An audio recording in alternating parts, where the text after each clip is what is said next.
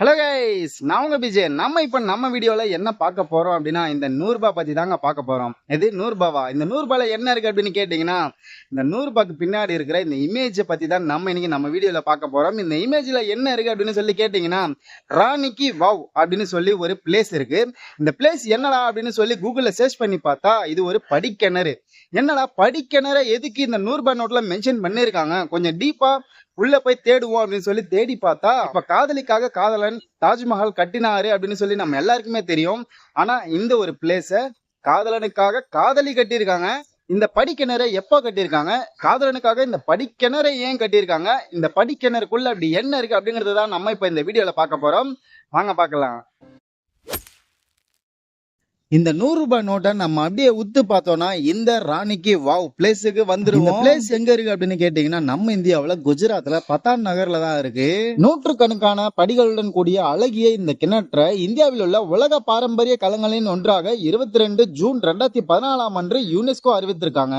இந்த படிக்கிணறை ராணி கட்டியதால ராணியின் கிணறு அப்படின்னு சொல்லி பேர் வச்சிருக்காங்க. ஆனா 1000 ஆண்டுகளுக்கு முன்னால் இந்த படிக்கிணறுக்கு வேற ஏதாவது நேம் இருக்கலாம். என்னது இந்த கிணறு கட்டி 1000 ஆண்டுகள் ஆகுதா அப்படின்னு கேட்டீங்கன்னா, ஆமாங்க, இந்த கிணறு கட்டி 1000 ஆண்டுகள் தான் ஆகுது. 1050 சோலாங்கி கொள்ள அரசை நிறுவியவரும் மன்னன் மோலராஜனின் மகனுமான முதலாம் பீமதேவனின் நினைவாக அவரின் மனைவியும் பட்டத்து ராணியுமான உதயமதியும் மகன் முதலாம் கர்ணதேவனும் இணைந்து இந்த கிணற்றை கட்டியிருக்காங்க. சரி, தன்னோட காதலனுக்காக இந்த படிக்கிணறை கட்டியிருக்காங்க. ஆனா வேற ஏதாவது கட்டியிருக்கலாமே, ஏன் இந்த படிக்கிணறை கட்டியிருக்காங்க அப்படின்னா, அந்த காலத்துல எல்லாம் தண்ணியை சேமித்து வைக்கிறதுக்கு இந்த மாதிரி படிக்கிணறுகளை கட்டுவாங்க. அந்த மாதிரிதான் இந்த ஒரு படிக்கிணறையும் கட்டியிருக்காங்க. குஜராத்லயே இந்த ஒரு படிக்கிணறு மட்டும் இல்லாம இந்த மாதிரி இன்னும் நிறைய படிக்கிணறுகளை கட்டியிருக்காங்க.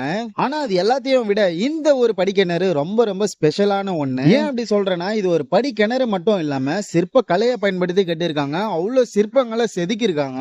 ஏன் இவ்வளவு மெனக்கட்டு கட்டணும் அப்படின்னு கேட்டீங்கன்னா, இந்த கிணறையே அவங்க ஒரு கோவிலா நினைக்கிறாங்க. அதனாலதான் இந்த அளவுக்கு மெனக்கட்டு கட்டியிருக்காங்க. என்னது கோவிலாவா? அது எப்படி கோவிலாக முடியும்? இது கிணறு தானே இருக்கு அப்படின்னு கேட்டீங்கன்னா, ஆமாங்க, இது ஒரு கோவிலை தான் கட்டியிருக்காங்க. அது எப்படி அப்படின்னு சொல்லி இப்ப நான் சொல்றேன். நீங்க யோசிச்சு பாருங்க, ஒரு கோவிலை தலைகீழ கட்ட முடியுமா அப்படின்னு சொல்லி. என்னடா சொல்ற, கோவில தலைகீழ கட்டுறதா? அது எப்படிடா முடியும் அப்படின்னு சொல்லி தான் நம்ம கேட்போம். ஆனா இந்த படிக்கிணற கோவில தான் கட்டியிருக்காங்க. அதாவது நம்ம ஒரு கோவில தலைகீழ வச்சு பார்த்தோம்னா எப்படி இருக்குமோ அந்த வடிவத்துல தான் இந்த ஒரு படிக்கிணற கட்டியிருக்காங்க. இந்த கிணற்றோட நீளம் 64 மீட்டரும் அகலம் 20 மீட்டரும் ஆழம் 27 மீட்டரும் இருக்கு.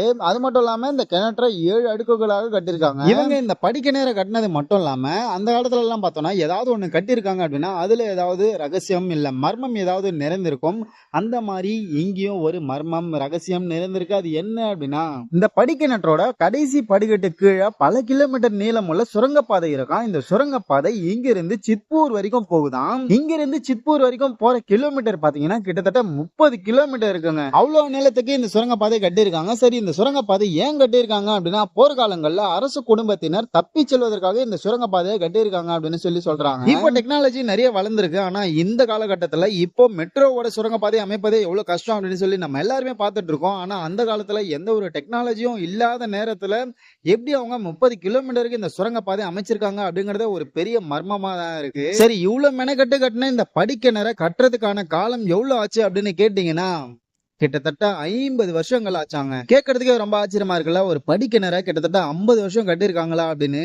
அது மட்டும் இல்லாம 1304 வாழ்ந்த சமண சமய துறவி மெருங்கு சூரிய என்பவர் எழுதிய பிரபஞ்ச சிந்தாமணி என்ற நூலில் ராணி உதயமதி நிறுவிய இந்த படிக்கிணற்றை பற்றி நிறைய குறிப்புகள் இருக்கு அப்படின்னு சொல்லி சொல்றாங்க. எப்படியோ ஒரு வழியா இந்த படிக்கிணறை கட்டி முடிச்சிட்டாங்க. கட்டின பிறகு அப்படியே காலப்போக்குல இந்த கிணத்தையே காணமா.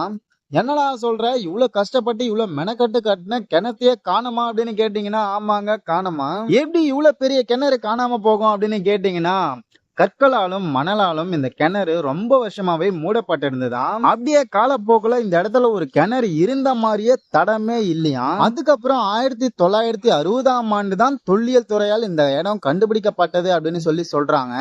1000 ஆண்டுகளுக்கு முன்னாடி கட்டப்பட்ட இந்த படிக்கிணறு கிட்டத்தட்ட 50 வருஷம் கஷ்டப்பட்டு மெனக்கட்டு கட்டிய இந்த படிக்கிணறை கிட்டத்தட்ட 65 வருஷத்துக்கு முன்னாடி தான் கண்டுபிடிச்சிருக்காங்க. அதுக்கப்புறம் 1980ல தான் இந்த கிணற்றை இந்திய தொல்லியல் ஆய்வகம் அகலாய்வு செய்து இப்ப நம்ம 100 ரூபாய் நோட்ல பாக்குற பிளேஸா இருக்கு. இந்த படிக்கிணறு மழை நீரை சேமிக்கும் இடமாக இருந்தது அப்படின்னு சொல்லி சொன்னோம். ஆனா அது மட்டும் இல்லாம விஷ காய்ச்சலை நீக்கும் ஆயுர்வேத மருத்துவம் குணம் கொண்ட செடி கொடிகள் வளர்க்கப்பட்டு இருந்தது அப்படின்னு சொல்றாங்க. சரி, இந்த படிக்கிணற ஒரு கோவில் அப்படின்னு சொல்லி சொன்னோம். கோவில் அப்படின்னா அந்த கோவில்ல ஏதாவது ஒரு கடவுள் இருக்கணும்ல. அந்த கடவுளை பத்தி இப்ப நம்ம பேசலாம். இந்த படிக்கிணறை சுத்தி கிட்டத்தட்ட 800க்கும் மேற்பட்ட சிற்பங்களை செதுக்கியிருக்காங்க. அதுல விஷ்ணுவோட 24 அவதாரங்களோட சிற்பங்களையும் செதுக்கியிருக்காங்க. என்னது, விஷ்ணுவுக்கு 24 அவதாரங்களா? 10 தானே அப்படின்னு சொல்லி நீங்க கேட்டீங்கன்னா, ஆமாங்க, விஷ்ணுவோட அவதாரங்கள் 10 தான். ஆனா ஒவ்வொரு அவதாரத்திலயும் நிறைய பேர்கள் இருக்கும்ல, அந்த பேர்களுக்கும் இங்க சிற்பங்களை செதுக்கியிருக்காங்க. அதனாலதான் 24 அவதாரங்கள் அப்படின்னு சொல்லி சொன்னேன். இந்த படிக்கிணறுல உள்ள அவதாரங்களை ஏஎஸ் ஸ்டடி பண்ணி அதுக்கான நேம்ஸ ரிலீஸ் பண்ணிருக்காங்க. இப்படி ஒவ்வொரு தளத்திலையும் விஷ்ணுவோட அவதாரங்களை செதுக்கப்பட்டு கடைசியா மகாவிஷ்ணு ஆதிசேஷனுக்கு மேல படுத்துட்டு இருக்கிற சிற்பம் செதுக்கப்பட்டிருக்கு. இந்த சிற்பம் நம்ம மேல இருந்து பார்க்கும்போது கடைசி சிற்பமாகவும் கிணற்றுல இருந்து பார்க்கும்போது முதல் சிற்பமாகவும் இருக்கு. ஏன் இந்த சிற்பம் கடைசியாகவும் முதலாகவும் இருக்கு அப்படின்னு சொல்லி நம்மளுடைய சிற்பிகள் வல்லுநர்கள் சொல்வது என்னன்னா, இந்த கிணற்றுக்குள்ள மழை தண்ணி வந்துச்சுன்னா முதல்ல நிரம்புறது இந்த கிணற்றோட ஆழப்பகுதியா தான் இருக்கும். அப்படி இந்த கிணற்றுல இருக்கிற ஆழப்பகுதி நிரம்புதுன்னா அது முதல்ல மகாவிஷ்ணுவை மூழ்கடிக்க தான் இருக்கும். பார்க்கடலில் விற்றிருக்கும் மகா விஷ்ணுவை கற்பனையா கொண்டுதான் இவங்க இந்த சிற்பத்தை இந்த மாதிரி செதுக்கியிருக்காங்க. நம் முன்னோர்கள் எவ்வளவு கிரியேட்டிவா எவ்வளவு பிளானடா இப்படி ஒரு விஷயத்த பண்ணிருக்காங்க அப்படின்னு நினைக்கும் போதே ரொம்ப ஆச்சரியமா இருக்கு. இதனாலதான் இது வெறும் படிக்கிணறு கிடையாது, ஒரு கோவில் அப்படின்னு சொல்லி சொன்னேன். அது மட்டும் இல்லாம விஷ்ணுவோட இந்த 24 அவதாரங்களையும் நம்ம இந்த படிக்கிணற்றுல தவிர வேற எங்கேயுமே பார்க்க முடியாது. இந்த மாதிரி கிணறுகளை கட்டுறதுக்கான ரீசன், மழை காலத்துல மழை நீரை சேமித்து வெயில் காலத்துல அதை பயன்படுத்திக்குவாங்க. அதுக்காக தான் இந்த மாதிரி கிணறுகளை கட்டுவாங்க. இது ஒரு காரணமா இருந்தாலும் இன்னொரு காரணம், அந்த காலத்துல இந்த மாதிரி கிணறு கட்டினா கோடி புண்ணியங்கள் கிடைக்கும் அப்படிங்கிற ஒரு நம்பிக்கை ரொம்ப பலமா இருந்தது. அதனால அந்த காலத்தில் இருந்த மன்னர்கள் கிணறு கட்டினா சொர்க்கத்துக்கு போவாங்க அப்படின்னு சொல்லி ஒரு பெரிய நம்பிக்கை இருந்தது. அதனாலதான் இந்த மாதிரி கிணறுகள் கட்டியிருக்காங்க. உலகத்திலேயே நிறைய மர்மங்களும் நிறைய அதிசயங்களும் நிறைந்த ஒரு இடம் அப்படின்னு சொன்னா அது நம்மளோட இந்தியா தான். இன்னும் நம்ம இந்தியாவுல நிறைய மர்மங்களுக்கான விடைகள் கண்டுபிடிக்கப்படாம தான் இருக்கு. எவ்வளவு டெக்னாலஜி வந்தாலும் நம் முன்னோர்கள் வைத்த மர்மங்கள் மர்மங்களாகவே தான் இருக்கு. சரி, இப்ப நம்ம இந்த வீடியோல இந்த படிக்கிணறை மட்டும் தான் பார்த்தோம். ஆனா இந்த படிக்கிணறே நம்மளை எவ்வளவு திங்க் பண்ண வைக்குது, எவ்வளவு கொஸ்டின்ஸ் நமக்குள்ள எழுப்புது, எவ்வளவு ஆச்சரியப்படுத்த வைக்குது அப்படின்னு சொல்லி பார்த்தோம். இந்த மாதிரி இன்னும் நிறைய மர்மங்கள் நிறைந்த எல்லாத்தையுமே நம்ம சேனல்ல பார்க்கலாம். நம்ம டெய்லியும் யூஸ் பண்ணிட்டு இருக்கிற இந்த 100 ரூபாய் நோட்ல இருக்கிற இந்த பிக்சருக்கு பின்னாடி இவ்வளவு மர்மங்கள் இருக்கா அப்படின்னு சொல்லி நானும் இப்பதான் தெரிஞ்சுக்கிட்டேன். இந்த இன்ஃபர்மேஷன் உங்களுக்கு ரொம்ப கிளியராகவும் ரொம்ப சிம்பிளாகவும் புரிஞ்சிருக்கும் அப்படின்னு நினைக்கிறேன். அப்படி புரிஞ்சிருந்ததுன்னா மறக்காம இந்த வீடியோக்கு ஒரு லைக் பண்ணுங்க. அது மட்டும் இல்லாம இப்ப நம்ம இது வரைக்கும் பார்த்த இந்த பிளேஸ் எப்படி இருக்கு, இந்த பிளேஸை பார்த்ததும் நீங்க என்ன நினைச்சீங்க அப்படிங்கறதையும் மறக்காம கமெண்ட்ஸ்ல மென்ஷன் பண்ணுங்க. அது மட்டும் இல்லாம நீங்க ஏதாவது டாபிக் சொல்லணும்னாலும் நம்ம கமெண்ட்ஸ்ல மென்ஷன் பண்ணுங்க. அந்த டாபிக் பத்தியும் நம்ம ரிவ்யூ பண்ணி நம்ம சேனல்ல அப்லோட் பண்ணலாம். ஓகே கைஸ், இதே மாதிரி நம்ம இன்னொரு வீடியோல இன்னும் மர்மங்கள் நிறைந்த ஒரு கண்டென்ட்டோட பார்க்கலாம். அது வரைக்கும் டேக் கேர் அண்ட் பை.